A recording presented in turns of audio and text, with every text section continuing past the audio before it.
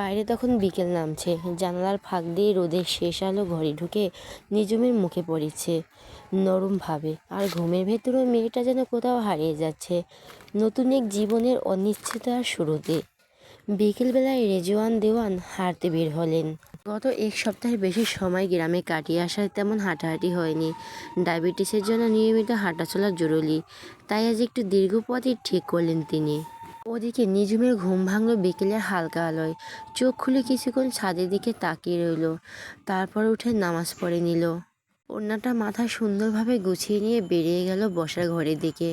চারপাশে তাকিয়ে শহরের বাড়ি ঘর, দেওয়াল, সাজানো আসবাবপত্র সব কিছু দেখে একটু অবাক হলো। সব কিছু কত সুন্দর মার্জিত, তবুও কেমন যেন বদ্ধ মনে হয়। তার মনে পড়ল গ্রামের খোলা মাঠ, কাশফুলে ভরা পুকুর পাড়, আর বিকেলের সোনালি রোদে মায়ের ডাক। ভাবতে মনটা কেমন জানি ভার হয়ে এলো। ঠিক তখনই মালিহার সিগ্ধ গলার ডাক ভেসে এলো। কী রে মা, এদিকে আয়। কিছু খাসনি এখনো? আয়, খেয়ে নে। নিঝুমও বিনা কথায় চলে এলো। লক্ষ্মী মেয়ের মতো খেতে বসলো। খাওয়া শুরু করলেই মালিহা তার মাথায় হাত বুলিয়ে দিয়ে কোমল গলায় বললেন, শোনো মেয়ে, আজ থেকে এইটাই তোমার বাড়ি। যা ইচ্ছে তাই করবে, তবে বাইরে একা একা বের হবে না, ঠিক আছে? নিঝুম মাথা নাড়িয়ে সম্মতি জানালো। তারপর মুখে সামান্য অভিযোগের সুরেই বলল, আম্মু, বাসায় কেউ থাকে না নাকি? কেমন ভূতুরে বাড়ি মনে হচ্ছে। মালিয়া হেসে ফেললেন। সন্ধ্যা হাতে দে, দেখবি 1 বাজে এসে হাজির হবে। আর তোর বড় ননদ মানে তোর আপু কাকির বাসায় গেছে, ফোনে জানিয়েছি, এই তো আসছে বলেছে। তুই এখনো খেয়ে নে, আমার তো অনেক কাজ বাকি। নিঝুমও কিছু না বলে চুপচাপ খেতে শুরু করলো। তার চোখে তখনও একরাশ কৌতূহল, এই নতুন শহর, এই নতুন বাড়ি, আর অজানা কিছু মুখের অপেক্ষায়। সন্ধ্যা গড়াতে তখনও প্রায় ঘন্টাখানেক বাকি। মিহির আর মেহেরাব বাড়ি গেট দিয়ে ভেতরে ঢুকলো, কিন্তু ভেতরে পা রেখে মিহির হঠাৎ থেমে গেল। এই ভাই, বলছিলাম কি, কিছু দেখলি নাকি? কণ্ঠে কাঁপুনি। কথা শেষ করেই ঢোক গিলল সে। মেহেরাব তখন ফোনে মুখ গুজে শান্ত গলায় বলল, নাথিং। মিহির এবার ভয় সামলে বাবের দিকে তাকাতে চোখ বড় বড় হয়ে গেল, আর মুহূর্তে মেহেরাবকে জড়িয়ে ধরল। ভাই, পেয়ারা গাছে ভূত, দেখ না পা দুলছে কেমনে। ও আল্লাহ, আমি এখন বিয়ে করি নাই, আমারে অকালে বউহারা কইরো না গো। মেয়েরা বিরক্ত হইয়া বলল, বেয়াদব, ছাড় বলছি, কই কি দে। কথা শেষ করার আগে ওর দৃষ্টি থেমে গেল। বাড়ির বাগানে বড় পেয়ারা গাছটায় ডালি বসে আছে এক ছোট্ট মেয়ে। সাদা জামা, কোমর অবধি নেমে আসা ঘন কালো চুল, আর এক হাতে পেয়ারা ধরা। সে আয়েশ করে পা দুলিয়ে পেয়ারা খাচ্ছে এই সন্ধ্যাবেলায়। দৃষ্টিটা এতটাই স্বাভাবিক যে মুহূর্তে মেহেরাবের মাথায় আগুন জ্বলে উঠল। বড় বড় পা ফেলে সে এগিয়ে গেল গাছটার দিকে, আর পেছনে ভয়ে কাঁপতে কাঁপতে মিহি ও সাহস জুগিয়ে পেছু নিল। এই মিসক্রেট গাল, অন্যের বাড়িতে চুরি করছো নামও বলছি। মেহেরাব কাঠক্ষ করে ধরে বলল। মিহির এবার ভয় ভীতি ভুলে বামে তাকিয়ে ছোট ছোট চোখে অদ্ভুত করে দেখে। বলল, কে তুমি, ভূতের রানী? নিঝুম খাওয়ার সময় বিরক্ত মেজাজে পা উঠিয়ে বলল।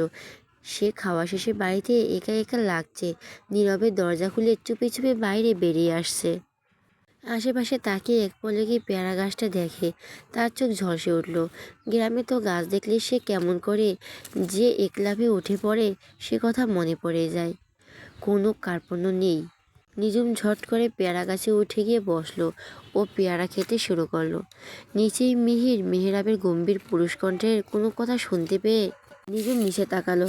নিচে তাকিয়ে চোখ বিস্ময়ে বড় করে সে চেঁচিয়ে করে উঠল, ওরে বাবা, বাড়িতে জঙ্গলি ঢুকেছে। আম্মু, আম্মু, জলদি আসো। চিৎকার শুনে সবাই এক মুহূর্তের জন্য স্তব্ধ। শ্বশুরের বাগানে সন্ধ্যা, নীরবতা আর সেই হঠাৎ নিন্দুক চিৎকার একসাথে মিশে অদ্ভুত উত্তেজনা তৈরি করলো। মেহেরাব রীতিমতো রেগে চোখ লাল হয়ে উঠেছিল। নিঝুম তখন নিচের ডালে বসেছিল, তাই মেহেরাবের জন্য ধরতে অসুবিধা হয়নি। একটানে 2 হাত দিয়ে সে নিঝুমকে ধরল, ঝাঁপিয়ে নামিয়ে দিয়ে নিয়ে গালে শক্ত করে চড় বসিয়ে দিল। নিঝুম যিনি জীবনে এত শক্ত চড় আগে কখনো খায়নি। মাথা ঘুরতে লাগলো, মনে হচ্ছিল সোজাসুজি পড়ে যাবে, কিন্তু মেহেরাব হাত ঝাঁকি দিয়ে ততক্ষণে চিৎকার করলো, এই, তুমি কাকে জঙ্গলি বললে? উত্তর দাও এখনই। কিন্তু মেহেরাব হাত ঝাঁকিয়ে দিয়ে ততক্ষণে চিৎকার করলো, এই তুই কাকে জঙ্গলি বললে? উত্তর দাও এখনই। সেই মুহূর্তে বাড়ির ভেতর থেকে রেজওয়ান আর মালিয়া চলে এলো। রেজওয়ান আবার অবাক চোখে বাইরের দৃষ্টিটা দেখে হালকা কণ্ঠে বলেন, কি হচ্ছে এখানে? মালিহা খানিকটা শান্ত স্বরে বলেন, নিঝুম মা, তুই এদিকে কখন এলি? কি হয়েছে? নিঝুম চুপ করে মাথা নত করে মেহরাবের রাগ আর প্রহরীর নজর দেখে এখন আর পালানোর সাহস নেই। সে এখন রীতিমতো মেহরাবকে ভয় পাচ্ছে। সে কাঁদো কাঁদো কণ্ঠে বলে উঠল, আম্মু, জঙ্গলি মেহরাবের মারতে দেরি হলো না, জোরে আবার একটা চড় বসিয়ে দিল নিঝুমের ফর্সা গালে। মেয়েটা এবার ব্যথার চোটে ফুপিয়ে কেঁদে উঠল। মেহরাব রেগে তার মাকে বলে উঠল, হয় এই মেয়ে থাকবে এ বাড়িতে, নয়তো আমি। এখন বলো তুমি কি চাও? মালিয়া বিস্ময়ের চোখে তাকে তার ছেলেকে বললেন, দেখো বাবা, ও ঢাকা শহরে চেনে না, তারপর আবার ছোট মানুষ এরকম করিস বাবা। মেহরাব, তুমি এখনো কথা বলছো? কেন ছোট মানুষ ও? মেহরাব তার বাবার মায়ের কাছে এই কথা শোনার অপেক্ষায় ছিল। তা শোনা মাত্রই উচ্চস্বরে বলল, ওকে ফাইন, বলে বাড়ির ভিতরে চলে গেল। তা দেখে রেজওয়ান তার বউয়ের দিকে একবার তাকালেন।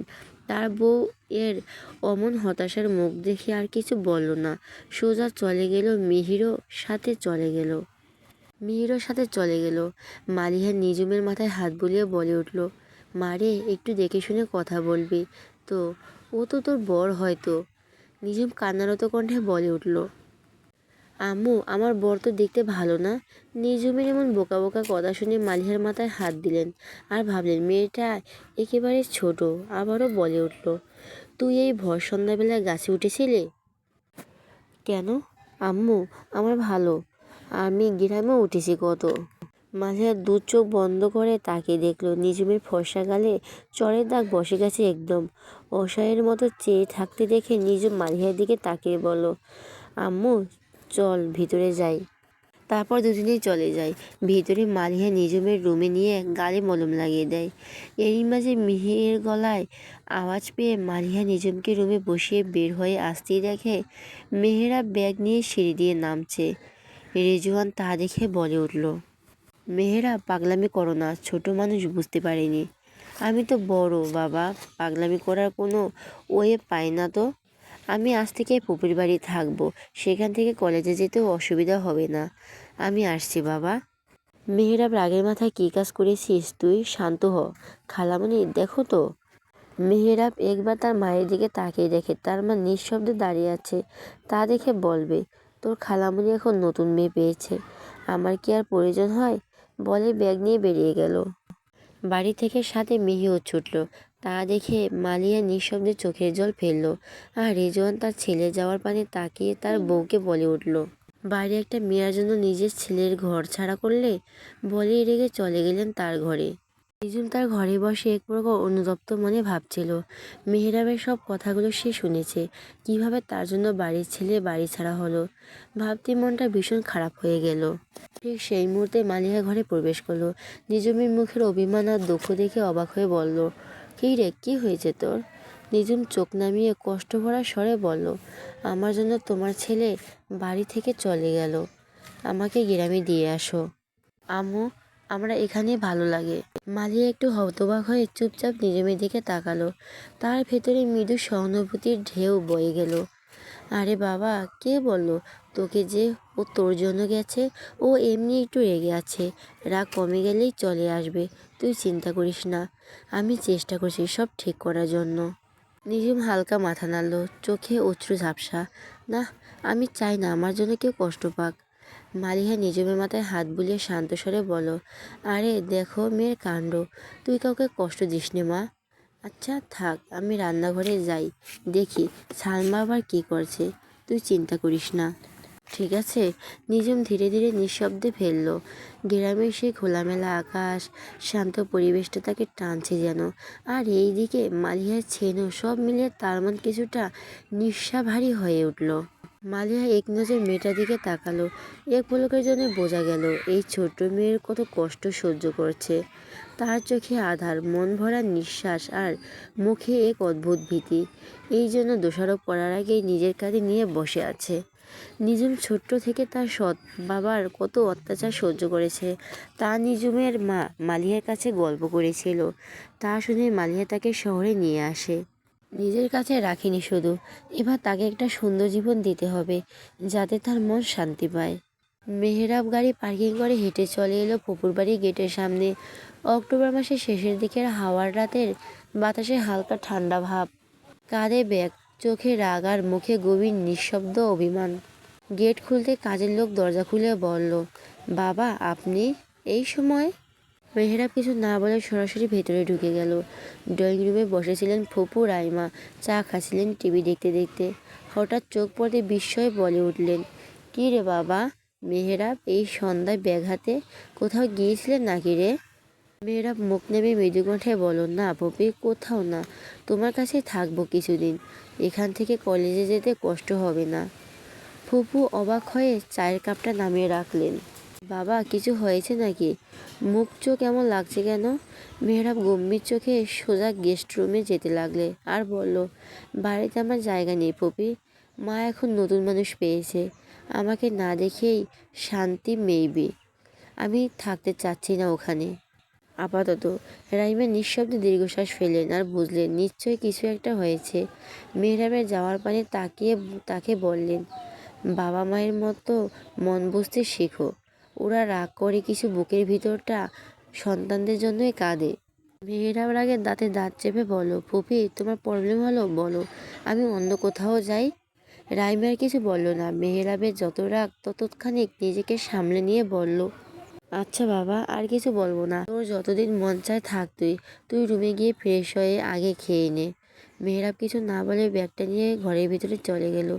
একটা নির্লিপ্ত মুখ, কিন্তু চোখের ভিতর ভীষণ অস্থিরতা। রাতের খাওয়া শেষ, ঘরে একা বসে জানালা দিয়ে বাইরে তাকিয়ে থাকলো সে।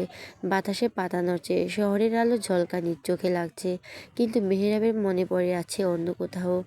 রাতে খাওয়া শেষে চুপচাপ বসে রইল কিছুক্ষণ, তারপর ব্যাগ খুলে ল্যাপটপটা বের করলো।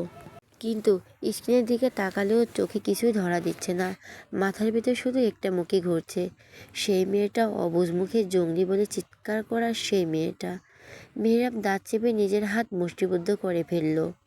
মিস মিস কেনেট গার্ল, একদম মাথা খারাপ করে দিয়েছে আমার, কে দেয় এমন সাহস ফাজিল একটা।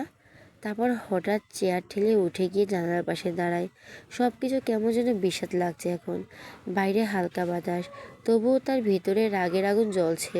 নিজের মায়ার পর রাগ দেখিয়ে নিজের বাড়ি থেকে চলে আসা, সব কিছুর পেছনে কারণ একমাত্র ওই মেয়ে। রাগে ফুঁসতে ফুঁসতে আবার টেবিলে ফিরে এসে ল্যাপটপ খুলল। স্ক্রিনে প্রজেক্ট ফাইলগুলো খুলছে একটার পর একটা, কিন্তু মন কাজের মধ্যে নেই। মনের ভিতর শুধু রাগ, অভিমান আর এক অজানা বিরক্তি। এক সময় নিজের চশমা খুলে টেবিলে রেখে ছুঁড়ে ফেলে বলো নিচু গলায়, I will kill you Miss carrot girl. বাড়িতে যখন নিস্তব্ধতা, তখন দরজা ফাঁক করলে হালকা পায়ে শব্দে প্রবেশ করলো দেওয়ান বাড়ির ছোট মেয়ে রাদিয়া দেওয়ান। চেহারার চঞ্চলতা ছাপ স্পষ্ট, কিন্তু চোখে ভয় মিশে থাকা এক অদ্ভুত সংযম। চঞ্চল মেয়ে হলো বড় ভাই মেহরাব দেওয়ানের ভয়ে সে যেন একেবারে অন্য মানুষ হয়ে যায়। মেহরাব তাকে ভীষণ ভালোবাসে, সেটা রাদিয়া জানে, কিন্তু তার রাগের সীমা নেই। পান থেকে চুন খসলে যেন বজ্রপাত হয় মেহরাবের মুখে। তাই মেয়েটা এখন কথায়, হাসিতে, এমনকি পায়ের শব্দও সাবধানে থাকে। রাদিয়া এখন অনার্স দ্বিতীয় বর্ষের শিক্ষার্থী। দেখতে মাশাআল্লাহ বেশ সুন্দর, লম্বা ছিপছিপে গঠন, চোখে বুদ্ধিদীপ্তি ঝিলিক, কিন্তু ভেতরে একরাশ ভয়। বাড়ির ভেতর ঢুকে সে দেখলো সবার ঘর যেন ফাঁকা, কোথাও কোনো সাড়া নেই। ড্রয়িং রুম নিস্তব্ধ, কিচেনের দরজাও আধখোলা, আলো জ্বলছে, হয়তো রান্না করছে। রাদিয়া ডেকে উঠল ধীরে। কোনো উত্তর নেই। তখন সে তাড়াহুড়া করে মায়ের রুমের দিকে ছুটে গেল। রুমের দরজা খোলা, ভেতরে জানালার পাশে বসে আছেন তার বাবা রেজওয়ান দেওয়ান, চোখ স্থির জানালার বাইরে, আলো ছায়ের মুখে ক্লান্তি আর চিন্তার রেখা।